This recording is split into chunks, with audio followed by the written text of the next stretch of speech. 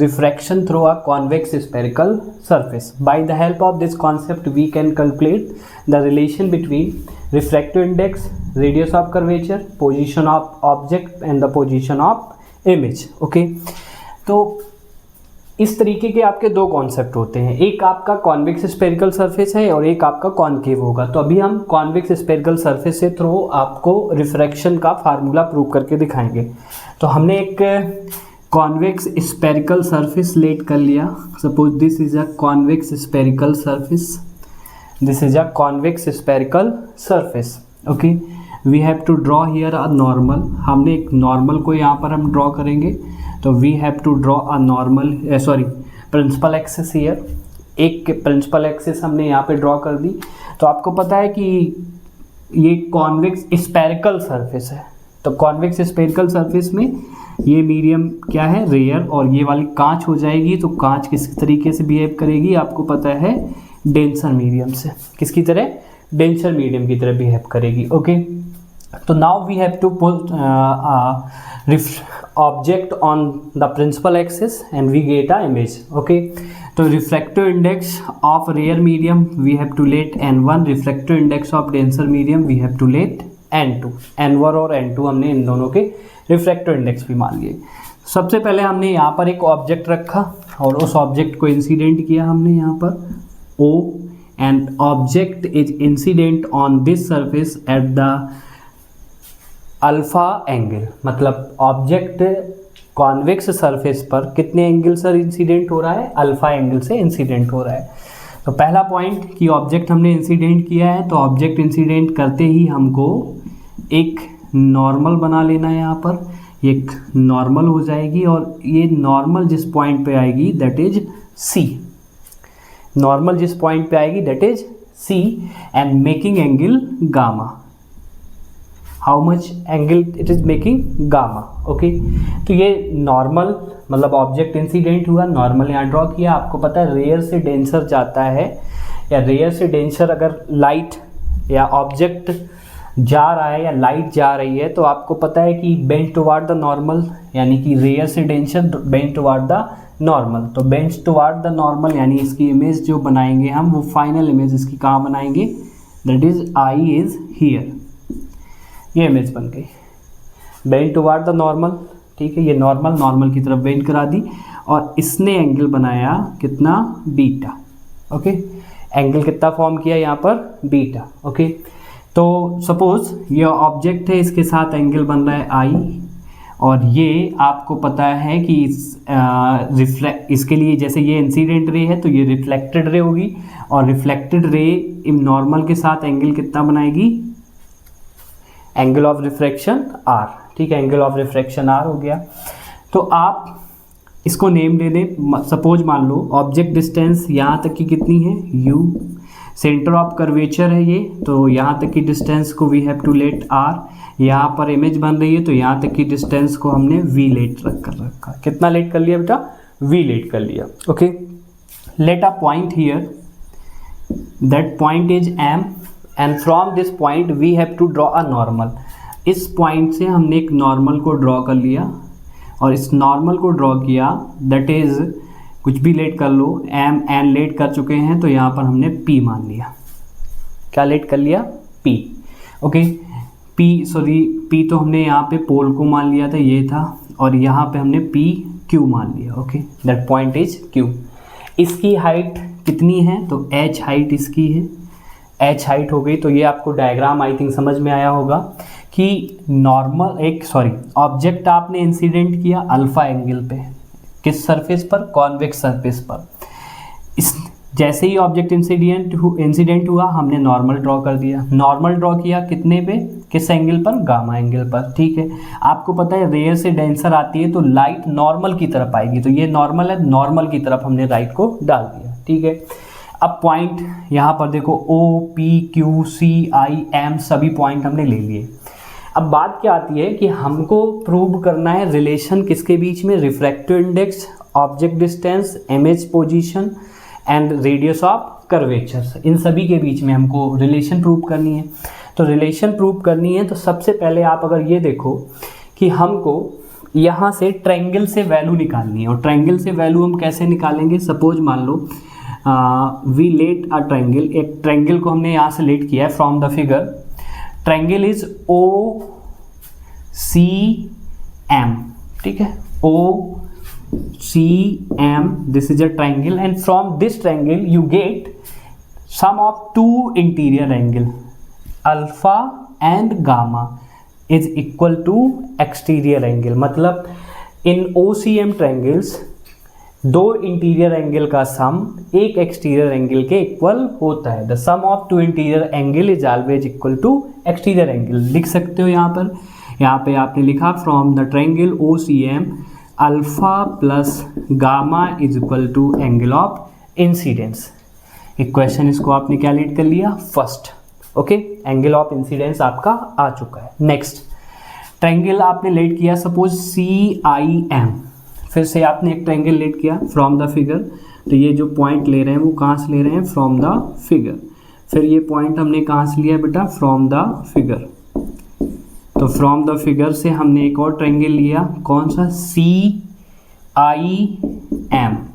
तो CIM में अगर आप देखो तो these are the two interior angle R and beta, R and beta are two interior angle. तो R and beta are two interior angle and the exterior angle is gamma. तो आप लिख सकते हो gamma is equal to R plus beta. अगर R आप find करेंगे तो बीटा डायरेक्शन निकाल लिया। तो from Snell's law, Snell's law का हम यूज करेंगे यहाँ पर। क्या होता है, sine I upon sine R is equal to N2 upon N1। यहाँ पर हम क्या लिखेंगे, if this is the condition, और इस कंडीशन को ही फॉलो करेंगे हम। क्या कंडीशन है, इफ़ I एंड R यानी angle of incidence and angle of refraction is very small, then in term of radian measure, ठीक, रेडियन के उसमें आप क्या लिख सकते हो, जो साइन I होगा उसको आप अप्रॉक्स टू I लिख सकते हो, जो साइन R होगा उसको आप अप्रॉक्स टू R लिख सकते हो। तो I और R आप यहाँ लिख सकते हो, यानी यहाँ पे बचा I और यहाँ बचा R, ये हुआ N2 upon N1। Cross multiplication करेंगे तो I और N1 और N2 और R। ओके, R और I की वैल्यू यहाँ रखेंगे, तो N1 और I की हमने वैल्यू रखी, that is alpha plus gamma, और N2 R की जगह हमने जो वैल्यू रखी that is gamma minus beta. Okay, अब हमको निकालना है अल्फ़ा बीटा गामा, और अल्फ़ा बीटा जब हमें गामा निकालना है तो हमें यहाँ से ट्रायंगल लेट करने होंगे। कैसे ट्रायंगल, जैसे ये अल्फ़ा निकालना है, ये बीटा निकालना है, ये गामा निकालना है। तो आप देखते हो कि ये ट्रायंगल OP मानो या फिर Q, क्योंकि अप्रॉक्स है, तो OQM एक राइट एंगल ट्रायंगल है। उस राइट एंगल ट्रायंगल से आपको अगर परपेंडिकुलर पता है तो बेस पता है, तो tan के कॉन्सेप्ट से निकाल सकते हो। जैसे ये मान लो ये परपेंडिकुलर है, ये बेस है, तो OQM tan alpha is approx to alpha, height कितनी h और डिस्टेंस कितनी है u, और लेफ्ट हैंड साइड था यहाँ पर इसीलिए हमने माइनस ले लिया। आगे बीटा निकालना है, बीटा के लिए IQM, तो आपको ये परपेंडिकुलर है और ये पूरा बेस है, तो यहाँ पर h अपॉन b, क्योंकि यहाँ तक की डिस्टेंस कितनी थी v। ऐसे ही आपने निकाला tan गामा, तो ये tan gamma CQM tan gamma is equal to h upon r। तो अल्फ़ा बीटा और गामा आपको पता है these are the angle small, तो हम tan को अल्फ़ा के इक्वल मान सकते हैं, tan बीटा को बीटा के इक्वल मान सकते हैं, tan गामा को गामा के इक्वल मान सकते हैं।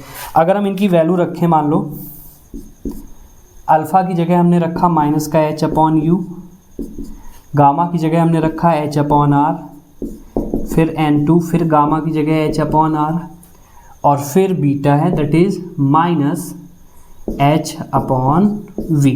ओके, अब इनका हम मल्टीप्लाई आपस में करेंगे। मल्टीप्लाई किया तो देखो क्या बनेगा बेटा, minus N1 h upon u, और फिर यहाँ पर N1 h अपॉन r, इसका मल्टीप्लाई करो तो N2 h अपॉन r, और फिर इसका किया तो minus N2 h upon v। अब आर को एक तरफ कर लेंगे, वी को और यू को एक तरफ कर लेंगे, तो इसको इधर ले आओ। जब इसको आप इधर ले आए तो देखो इधर वो माइनस था, उधर इधर प्लस हो जाएगा, तो N2H upon we N1H upon you, यहाँ पर N2H अपॉन आर और यहाँ माइनस था वहाँ प्लस हो जाएगा, सॉरी यहाँ प्लस था वहाँ माइनस, N1H अपॉन आर।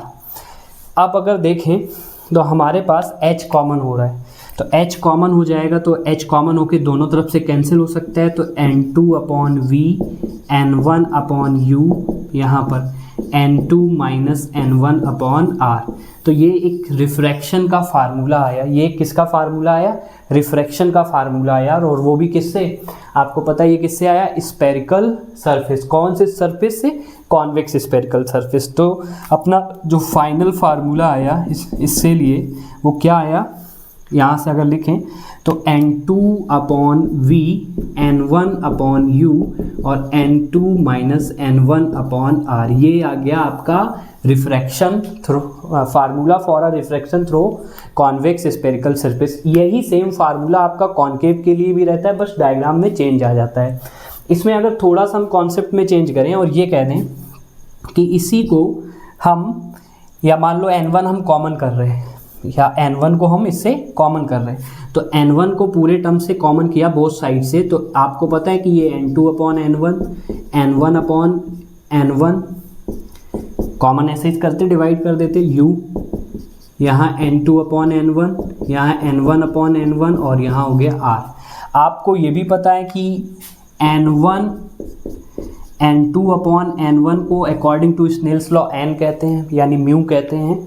तो यहाँ से अगर लिखा जाए तो आप इसकी जगह, हाँ यहाँ पे देखो V छोड़ दिया हम लोगों ने, तो N2 अपॉन N1 यानी N अपॉन V, N1 से N1 कैंसिल यानी 1 अपॉन U, यहाँ पर भी N, यहाँ से ये कैंसिल तो यहाँ पर भी 1, यानी एक फार्मूला आपका ये भी आ सकता है। एक फार्मूला आपका क्या आ सकता है जो अभी मैंने बताया, N upon V 1 upon U N minus 1 upon R, जब एक रिफ्रैक्टिव इंडेक्स दिया जाए, और जब दोनों दिए जाएं तो फिर आप ये किस तरीके से सॉल्व कर सकते हो। तो आपको refraction through convex spherical surface से आपको इस फार्मूले का डेरिवेशन आया होगा, और ये आपका इम्पॉर्टेंट कॉन्सेप्ट है। इस कॉन्सेप्ट की हेल्प से आप लेंस मेकर का भी फार्मूला ड्राइव कर सकते हैं। तो इस तरीके के और भी अगर आपको कॉन्सेप्ट चाहिए तो आप